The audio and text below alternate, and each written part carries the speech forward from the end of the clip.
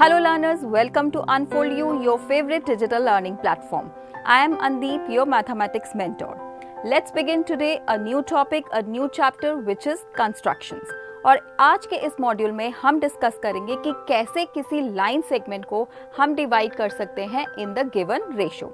So let's begin with our topic. Let's take a example जिसमें हम prove करेंगे कि कैसे हम किसी लाइन सेगमेंट को डिवाइड कर सकते हैं in the given ratio. So the example is divide a line segment of the length 10 cm internally in the ratio 3:2.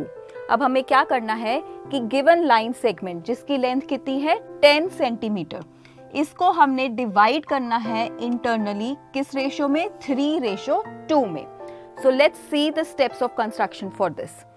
Step 1 is सबसे पहले draw a line segment AB which is equal to 10 cm by using a ruler. So जितने भी length का line segment हमें given है उतनी हम एक लाइन सेगमेंट ड्रॉ कर लेंगे. जैसे कि इस केस में हमने कितने लेंथ की लाइन सेगमेंट ड्रॉ करनी है 10 सेंटीमीटर. सो सबसे पहले स्टेप है कि draw a line segment AB which is equal to 10 centimetre. So let this be a line segment of 10 centimetre. ये आप बनाओगे by using a ruler. Step 2 is draw any ray making an acute angle BAX with AB. तो second step क्या है कि हम एक acute angle बनाएंगे. कहाँ पर? At point A. So at point A आपने एक acute angle बनाना है. Acute angle का क्या मतलब है? An angle which is less than 90 degree. So at point A we make a acute angle like this. The next step is along AX mark of 5. अब हमने क्या करना है कि AX के अलोंग हमने 5 पॉइंट्स मार्क करने हैं. Why 5? क्योंकि गिवन रेशियो इज 3:2. अब जो नंबर्स हैं गिवन रेशियो में वो है 3 और 2 और इन दोनों का सम कितना हुआ 5. तो जितना भी सम होगा of the numbers in the given ratio वो सम जो है उतने ही हमने पॉइंट्स मार्क करने हैं अलोंग दिस रे AX. अब यहाँ पर एज यू कैन सी जो नंबर्स हैं इन द गिवन रेशियो वो है 3 और 2. तो इन दोनों का सम हुआ 3 + 2 which is 5. So will mark 5 points along this AX. तो 5 पॉइंट्स हमने मार्क किए. The points are A1, A2, A3, A4 and A5. अब ये पॉइंट्स मार्क करने के लिए आप क्या करोगे? You will take a compass. उस कंपास को आप प्लेस कर सकते हो at the point A and with any suitable radius आप फर्स्ट पॉइंट मार्क करोगे that is A1, right? फिर आपको कंपास प्लेस करना है eight the point A1. Now without changing the radius आप कंपास को हिलाना नहीं है. जितना डिस्टेंस A1 के बीच में था सेम डिस्टेंस रहना चाहिए. So it means with the same radius now you will place the compass at point A1 and then you will mark the point A2, right? ऐसे ही A2 पे कंपास रखोगे and with the same radius you will mark the point A3. Same way place the compass at A3 and mark point A4. ऐसे ही A4 पे रखोगे compass and with the same radius you will mark the point A5. So you have to mark how many points along AX? 5 points. सो ये रहे हमारे 5 points. Now let's see the next step. The next step is join BA5. अब हम क्या करेंगे? BA5 को will join it like this, right? So this is what we get till now. तो ये फिगर हमारे पास आ गया. Let's see the next step. So the next step is through A3 draw a line parallel to A5B. अब हम क्या करेंगे? At the point 3 इस point से हमने एक लाइन ड्रॉ करनी है parallel to the line this one A5B.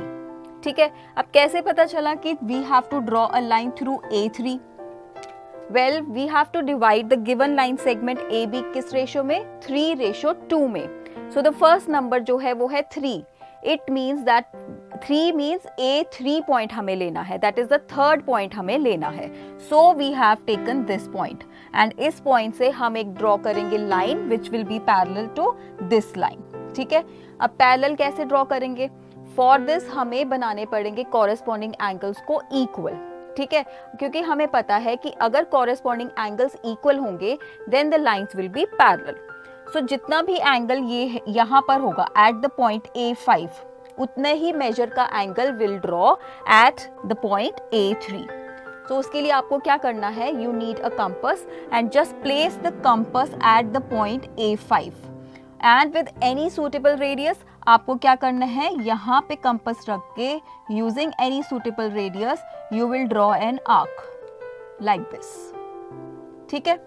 Now compass को हिलाए बिना आप क्या करोगे, now you will place the compass eight the point A3 पर.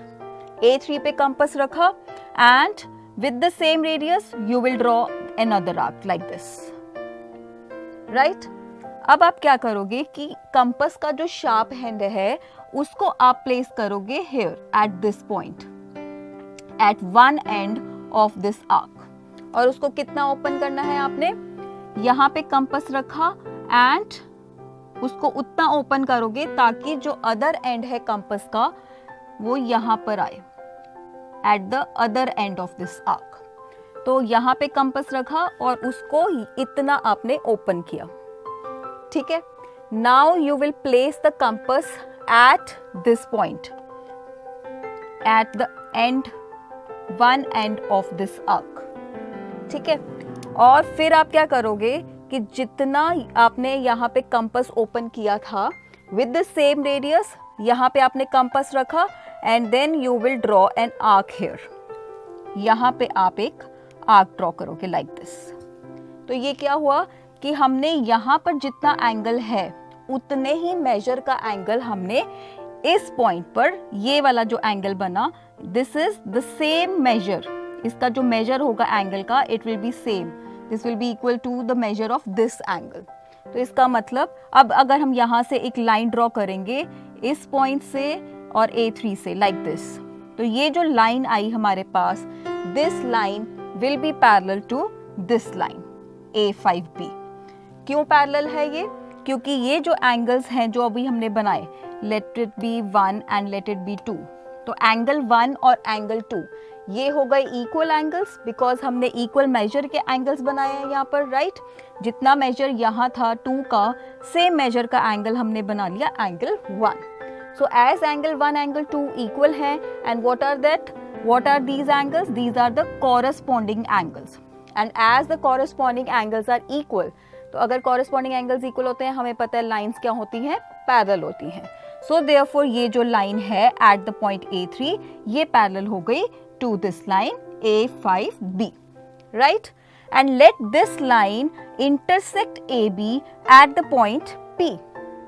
अब ये जो P पॉइंट है ये डिवाइड कर रहा है AB को किस रेशो में? Now P divides AB internally in the ratio 3:2 में ये डिवाइड कर रहा है. So this is how we can divide a given line segment in the given ratio.